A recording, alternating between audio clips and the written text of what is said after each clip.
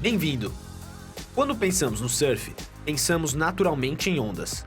Sejam grandes, pequenas, curvas, cheias ou dos mais vários tipos, as ondas estão no centro da prática do surf.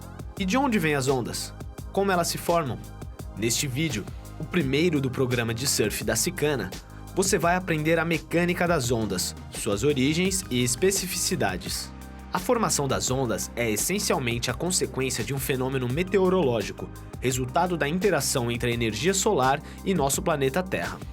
Nesse contexto, a formação e a mecânica das ondas podem ser divididas em três partes: a transformação do aquecimento solar em ventos, a transmissão da energia do vento para o oceano, formando as ondas, e a dispersão da energia da onda quando ela quebra na área costeira. Ao esquentar a Terra, a energia solar produz um aquecimento desigual no Equador em relação aos polos, gerando zonas com diferentes valores de temperatura e pressão atmosférica na superfície do planeta. Dessa diferença nascem ventos e tempestades que conhecemos como depressões. Soprando com intensidade, duração e direção definidas, os ventos e as tempestades transferem sua energia para o oceano.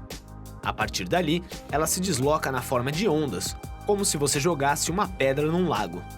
À medida que se propagam, as ondas vão se organizando em séries, de acordo com seu tamanho e velocidade. As maiores e mais velozes avançam progressivamente em relação às demais. Ao atingir uma profundidade média pouco maior que seu tamanho, geralmente ao adentrar a costa, a base da onda começa a perder velocidade à medida em que se choca com o solo. A parte superior continua seu movimento até que a crista perca sustentação. Nesse momento, a onda quebra e libera aquela energia que estava acumulada desde a fase do aquecimento solar. Dependendo do tipo e da inclinação do solo ou leito do mar, a onda vai quebrar mais ou menos suavemente, o que vai definir se é possível surfar naquela região ou área da praia.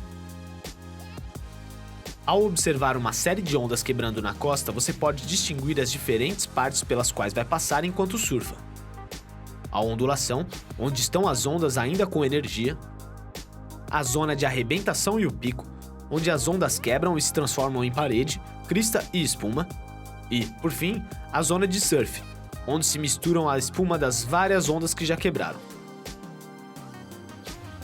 Aprender a surfar é essencialmente aprender a ler o oceano e as ondas. Passar um tempo observando, estudando e vivenciando as ondas na praia é o primeiro passo para entender o surf.